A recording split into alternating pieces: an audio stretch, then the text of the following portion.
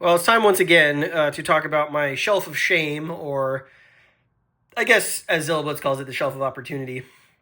Games that I acquired this year that I didn't get a chance to play that I really wanted to. I do this video every year with stuff that I've picked up. You've probably seen some unboxings that I've done of some of these titles. And for whatever reason, I just was not able to get around to playing them. Now, that being said, I think this is probably my best Shelf of Shame video since I started the channel. I played a lot of games this year. My top 10 is really, really diverse, and it was really, really hard to come up with the top 10 this year. I played a lot of new games, and I was generally pretty good at getting games I acquired to the table. But there is a pile of stuff that I acquired that I did not get to the table, and I want to take you through those now. Stuff that I was excited about, and for whatever reason, was not able to play. So I will shuffle all of this off this table, and we'll go one by one through what I did not play. So the first game on the list is Crusading Revolution, the Spanish Civil War, 1936 to 1939, from Compass Games. Now, this is the deluxe second edition, a very weirdly sized box. It's huge. The map is actually 2 boards, very nicely produced. And I know this is not a new game, but it is a game that I picked up with the intent to play last year. I guess I was about to say earlier this year. Last year, I got a chance to go to Spain for the first time and just had a phenomenal time. If you haven't been to Spain, highly recommend you go there. One of my favorite European countries that I've been to, and I've been to many. Spain was a complete surprise. It was never very high on my list, but I spent a week in the Canary Islands, and I spent a few days in Madrid, and I wish I had had another 4 weeks there. I could have gone all around the entire country. I did some historical tourism while I was there. That was super interesting. And when I got back, I had such an appetite for games about Spain. You saw me pick up El Rey and play through El Rey Planeta. That was sort of in the wake of my Spanish vacation. And I also picked up Crusading Revolution. I was able to find a copy of this second edition available, and so I picked it up. This uses the Paths of Glory system. It's a CDG about the Spanish Civil War. I did get a little bit of Spanish Civil War history while I was in Madrid, and I just wanted to play a game about it to learn more about it. Unfortunately, haven't been able to find time to play this. It is a long game if you play the whole thing, and I do want to play the whole thing. I'm a fan of the Paths of Glory system, and this game looks truly excellent. So instead, it was kind of a choice. When I came back, it was like, do I get Crusading Revolution to the table, or do I play Tanto Manta? And because some of the history that I experienced in Spain was about the history of Castile and the seat of power for Isabella, visited some sites, I decided to go with a game of Tanto Manta when I came back, which was awesome. No complaints there. But Crusading Revolution sits on my shelf, unplayed, but I will get to it in 2025, definitely. Another card-driven game that I picked up this year that I intended to play and that I just didn't get around to. Actually, I was supposed to play this for my birthday, but given the player counts that we had for the people who could come to my birthday, we decided to play something else. But I had this ready to go. This is Fitna, Global War in the Middle East. Again, not a new game per se. This is from Nuts and designer Pierre Razou. As far as I understand, this is a game that has been used by the French military as sort of a wargaming exercise for the global war in the Middle East.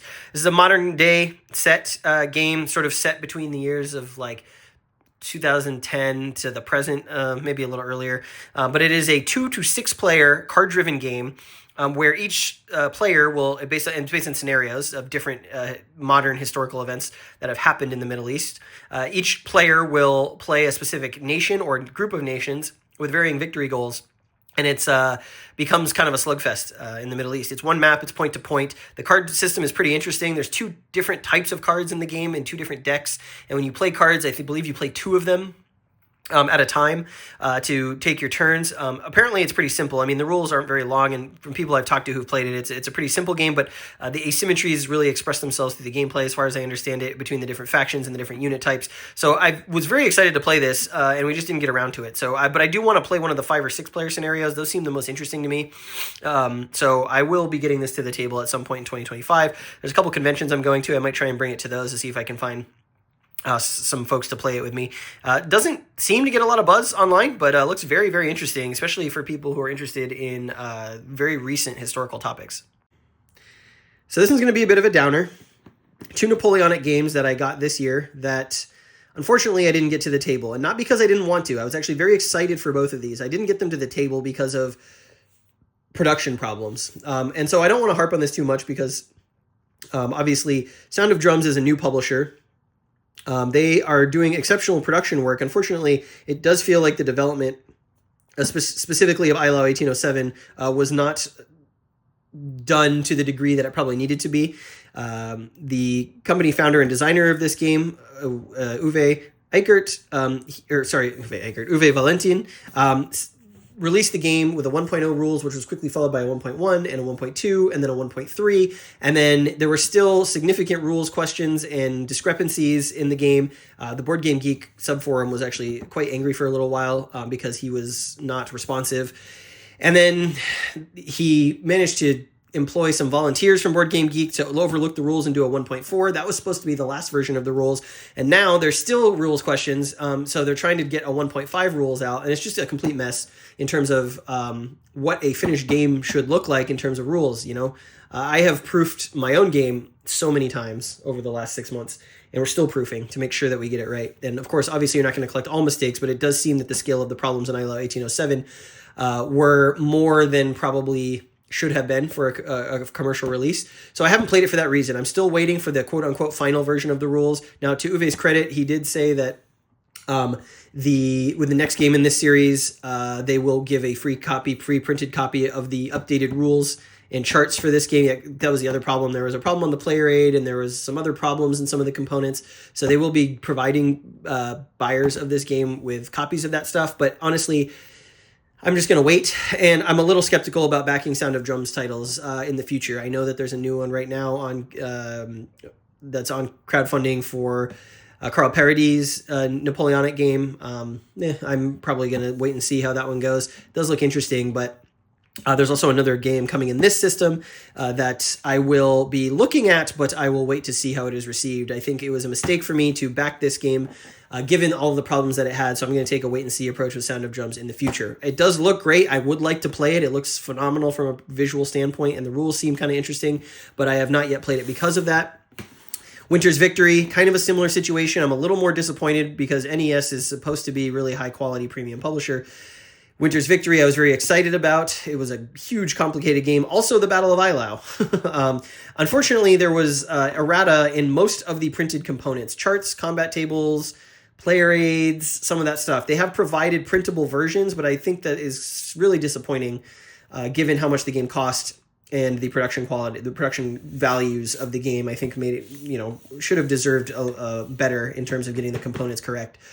I can go print out the new components on cardstock. I will probably do that, but it did definitely sour my excitement to get it to the table. It looks like a fun, phenomenal game.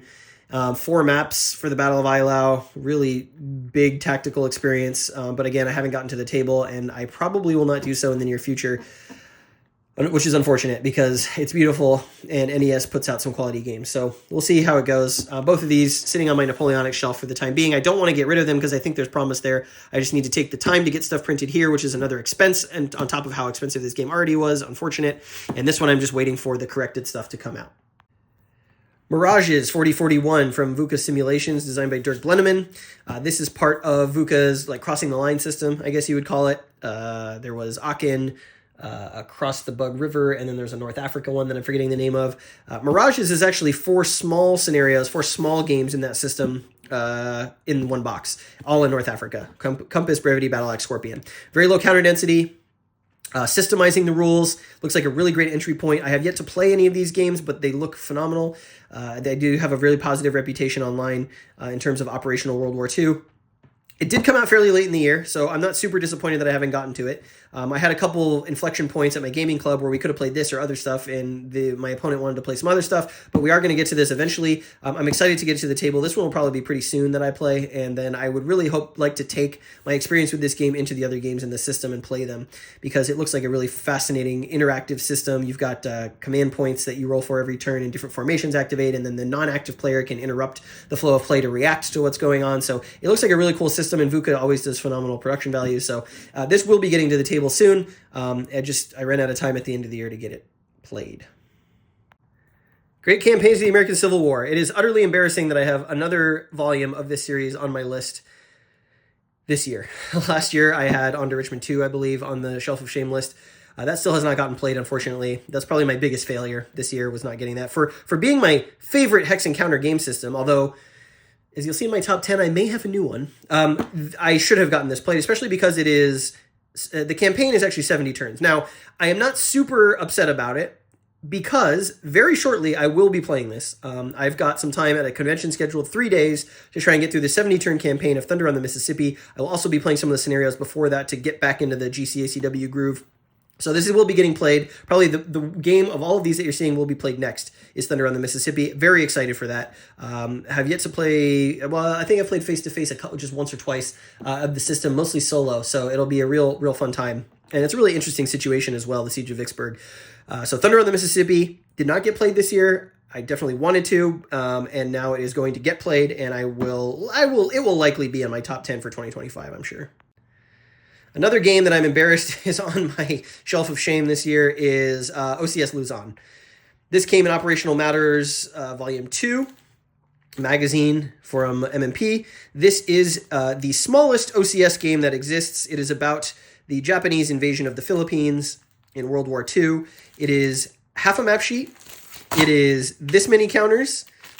These are supply markers. It is this many unit counters and some other markers. And it comes with a ton of player aids for OCS. If you watch my unboxing or my unbagging of OCS Luzon, you know that this is a fantastic place to start with OCS if you're trying to learn the system. It comes with so many tools for you to do that and a very manageable game to play that you can probably finish in a couple hours. So the fact that I haven't got this played is actually kind of silly because I should be able to find someone to play this with me.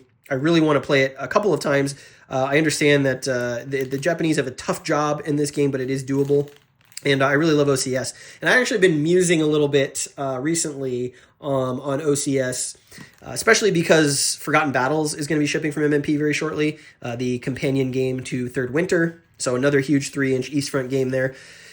And I'm not playing it as much OCS as I would like to be. The last OCS that I played was Tunisia at Game On a couple years ago. I had a freaking great time, and I came out of that being like, I need to play more OCS. So I'm thinking that maybe 2025 is the year of OCS, at least maybe half of the year. I want to get more OCS to the table and play through some more of the games, keep my skills sharp. But might start with OCS Luzon. I'm going to find someone at my local club to play it and get it to the table. And we come at last to the one I am most embarrassed about not playing, because it's probably the one I was most excited about, actually, coming into 2024, and that is The Fate of All, the Strategicon Book 1, Alexander's Campaign Against the Persian Empire, the First Diadochi War, and Other Deeds. This is from Thin Red Line. This came out, I believe, in February or March. It is a operational Ancients game, something we very rarely get games like that scale and type of game for Ancients. And that is why I was so taken with it. It looks fantastic. If you go watch my unboxing, you can see the 4 maps. Not all the scenarios use all 4 maps, but the complete sort of Eastern Mediterranean and well into Persia. Some really nice counters, really interesting rule system. And Alexander the Great. I was just very excited for this, and I just could not find the time to dedicate to learning and playing it because it is a bit of a big undertaking. There were other games that I had sort of in the pile that were called to me more, I guess, as a solo experience. I definitely want to play this face-to-face when I learn it because operational games tend to shine, for me at least, when I'm playing someone else out at the table. So this might be another convention game for early 2025. I am going to a few different conventions early in the year in the first quarter, and I think this one might be one that I try and get at one of those conventions. But I've kept it on top of my pile to remind me that I need to play it. It looks fantastic. So there you go. That is my Shelf of Shame video for 2025. Pretty good, I would say. A lot of the stuff will be easily achievable. Mirages, Luzon, Thunder in the Mississippi is scheduled. I should be able to get Crusading Revolution with someone at my club, and The Fate of All. If we make an effort to get it done, then we will have gone through a majority of this list. Let me know what games that you acquired in 2024 that you have yet to play that you really wanted to. I'm really curious to know whether or not my my pile here is bigger or smaller than yours. But coming up next, I will have some more Battles of the Age of Reason coverage, and I will have my top 10 games of 2025, and I promise you we will not be waiting till July for that video. I'm going to do it in January, so we get it essentially done at the beginning of the year, and we recap 2024 in spectacular style. It was a fantastic year for games, and my top 10 was so hard to make, so hard, but I did narrow it down, and I'm excited to share that.